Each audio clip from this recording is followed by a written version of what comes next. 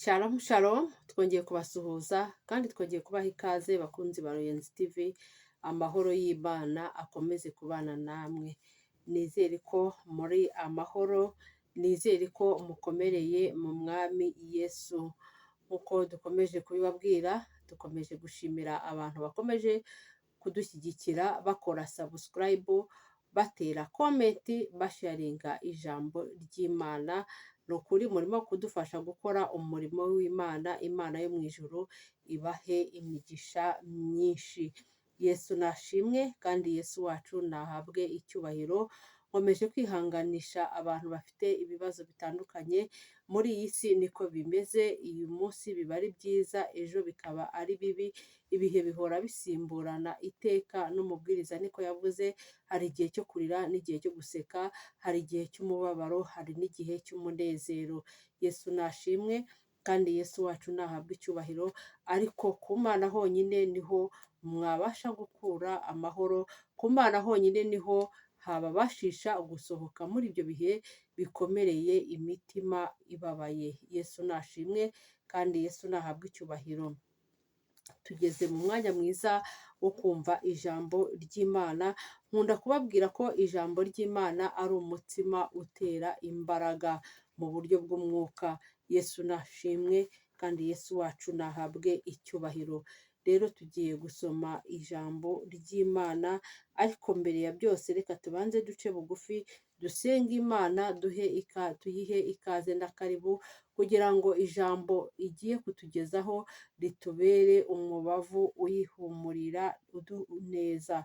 Yesu nashimwe kandi Yesu nahabwe icyubahiro.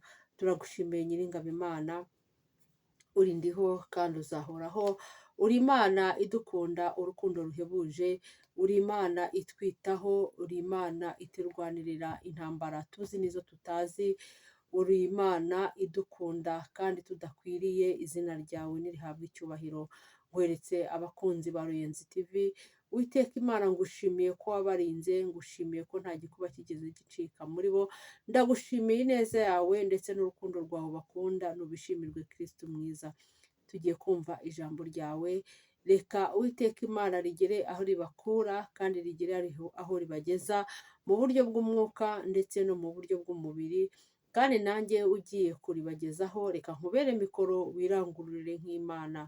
Tuguhaye ikaze na karibu Uwiteka Imana yacu, tuguhaye ikaze na karibu Yesu Kristo, tuguhaye ikaze na karibu Mwuka Wera. Amina.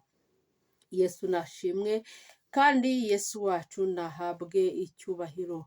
Tugiye gusoma ijambo, ariko mbere y'uko dusoma ijambo ry'Imana, reka nkomeze gushishikariza abantu, umukristo yagakwiye gutunga Bibiliya, umukristo yagakwiye gutunga ijambo ry'Imana. Yego biragoye kuko muri iyi minsi Bibiliya zirahenze, ariko ni ukuri intwaro y'umukristo ya mbere ni ijambo, intwaro y'umukristo ya mbere ni Bibiliya. Muri Bibiliya dukuramo ijambo ry'Imana, dukuramo ijambo riduhumuriza, dukuramo ijambo ry'inkomezi. Yesu nashimwe. Rero umukristo, bakunzi ba Ruyenzi TV, ni ukuri ndabashishikariza kugura Bibiliya. Bibiliya igaragara nk'igitabo mu buryo bw'umubiri, ariko mu buryo bw'umwuka ni ijambo ry'Imana, kandi ijambo ry'Imana ni inkomezi, ijambo ry'Imana ni ubuzima, ijambo ry'Imana ni byose. Yesu nashimwe. Reka dusome rero mu Bagalatiya 5 umurongo wa 22, haravuze ngo, ariko rero imbuto z'umwuka ni urukundo, ni ibyishimo, ni amahoro, no kwihangana, no kugira neza, n'ingeso nziza, no gukiranuka, no kugwa neza, no kwirinda. Ibimeze bityo nta mategeko abihana. Amina. Yesu nashimwe. Ariko umutwe w'amagambo watubwiye ngo imirimo ya kamere n'imbuto z'umwuka wera. Ese umukristo w'ukuri yagakwiye kugira ibihe bimenyetso bimuranga? Yagakwiye kugira imbuto z'umwuka wera. Muri izo mbuto harimo kugira urukundo. Bakristo bene data, umuntu udafite urukundo ni ukuri Imana yaturemye mu ishusho mu rukundo rwayo, natwe dukwiye kugira urukundo. Umukristo w'ukuri yagakwiye kugira ibyishimo ndetse n'amahoro, amahoro yo mu mutima, burya amahoro niyo ya mbere. Yesu nashimwe, ndetse no kwihangana. Mukristo, mwene data, muvandimwe, mukunzi wa Ruyenzi TV, mu bihe ibyo ari byo byose, yaba ibyiza yaba ibibi, wagakwiye kwihangana, kuko niyo iri mu mpamvu ziranga umukristo w'ukuri, iri mu mirimo iranga umukristo w'ukuri, iri mu ngeso ziranga umukristo w'ukuri. Kwihangana ugeze mu bibazo, ukihangana igihe icyo ari cyo cyose. Umukristo yagakwiye kugaragaza kwihangana aho ugeze hose, haba mu bibazo, haba mu bantu mutavuga rumwe, haba mu bigeragezo, haba mu byiza ndetse no mu bibi, wakakwiye kwihangana kandi ugakomera, kuko kwihangana ni intwaro umuntu arwanisha kandi akagera ku butsinzi. Yesu nashimwe, kandi Yesu wacu nahabwe icyubahiro. Iyi ni intwaro y'umukristo, yagakwiye kugwa neza. Ni ukuri, ni iby'igiciro kuba uri umukristo ugwa neza. Kugwa neza ni ukugira ubuntu, kugwa neza ni ukumenya mugenzi wawe, kugwa neza hakuyemo ibyiza byinshi, ugashira buri muntu wese bugufi, ukubaha buri wese utitaye ku uwo ari we, ukubaha umwana, ukubaha umuntu mukuru, ukubaha uwurushije ubushobozi, ukubaha ukurushije ubushobozi, ukubaha buri muntu wese, ukagwa neza mu buryo ubwo ari bwo bwose. Ntugire umunabi, ntugire umutima mubi, ntugire umushiha, ahubwo igihe cyose ukarangwa n'ubugwaneza. Yesu nashimwe. Umukristo w'ukuri arangwa no kwirinda icyaha, kwirinda kujya mu bidafite umumaro, kwirinda kuvuga amagambo adahesheje Imana icyubahiro.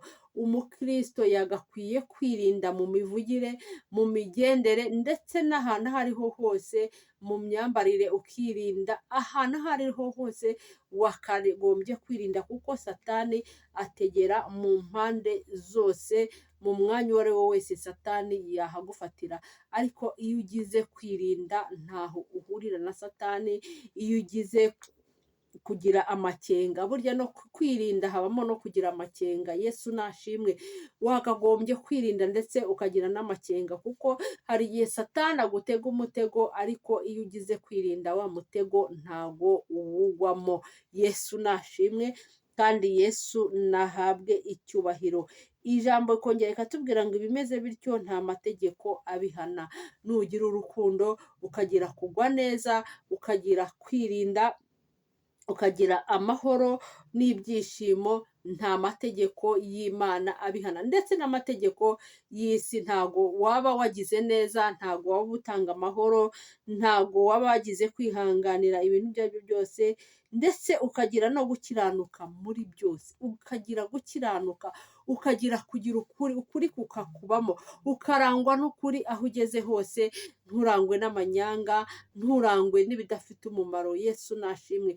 Umukristo w'ukuri, umukristo wubaha Imana, umuntu wese wubaha Imana, yaba mu idini iryo ari ryo ryose asengeramo, yagakwiye kugira urukundo n'ibyishimo n'amahoro, akagira kurangwa n'ingeso nziza, akagira gukiranuka, akagira kugwa neza, akagira kubanira n'abantu bose amahoro.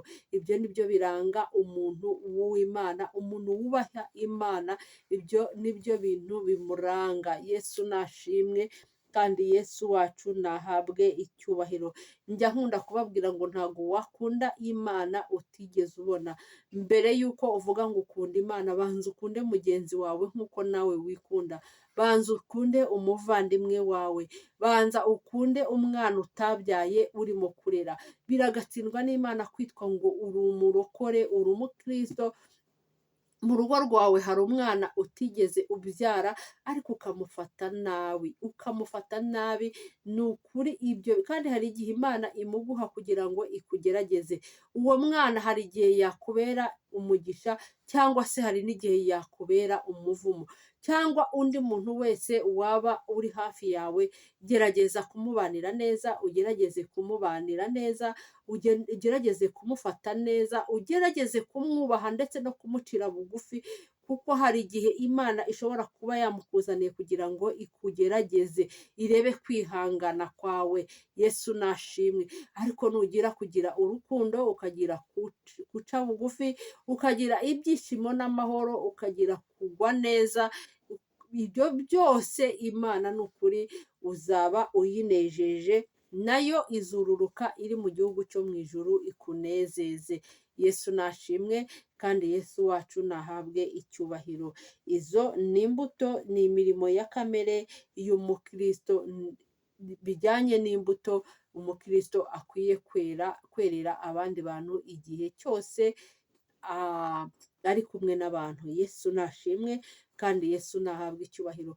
Umukristo w'ukuri yakagombye guhorana umunezero, yewe n'ibigeragezo byaza ukabitera umugongo, biraza yego, akaba ari n'igihe bikurushije imbaraga, ariko bitera umugongo, ubwire Yesu uti Yesu nkomeza, ubwire Yesu uti mfata unkomeze, undinde kwiyandurisha ibyo kurya by'ibwami. Yesu nashimwe kandi Yesu wacu nahabwe icyubahiro.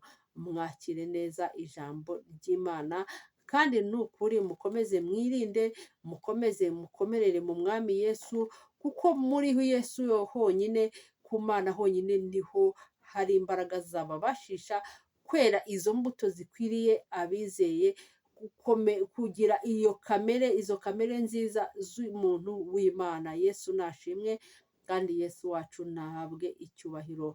Turagushimiye Nyiringabo Imana, ugira neza bugacya bukira, ugira neza, uri umurengezi mwiza, ugira neza Kristo, uri umutabazi, izina ryawe nirihabwe icyubahiro.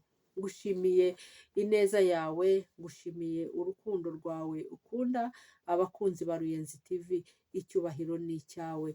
Ngo komeza kubarinda, ukomeze kubana nabo, ubarinde mu buryo bw'umwuka ndetse no mu buryo bw'umubiri, ndetse ubashoboreshe kwera imbuto zikwiriye abizeye, kugira ngo Uwiteka Imana ubwo uzaba uje gutwara itorero nabo bazazamuke. Ndagushimiye rero, ngaho nubarindire umubiri ndetse n'ubugingo, ni ku bw'izina ryawe byera Yesu wabambwe ku musaraba i Golgotha. Amina. Yesu nashimwe. Ndabakunda cyane kandi n'Imana irabakunda. Nkomeje kubashishikariza, mbasaba, mbinginga ngo mudukorere subscribe, ni ukuri musharinge ijambo ry'Imana, mutere komenti, muraba mudufashije gukora umurimo w'Imana, kandi n'Imana irabaha imigisha myinshi. Ndabakunda cyane, n'Imana irabakunda. Shalom shalom.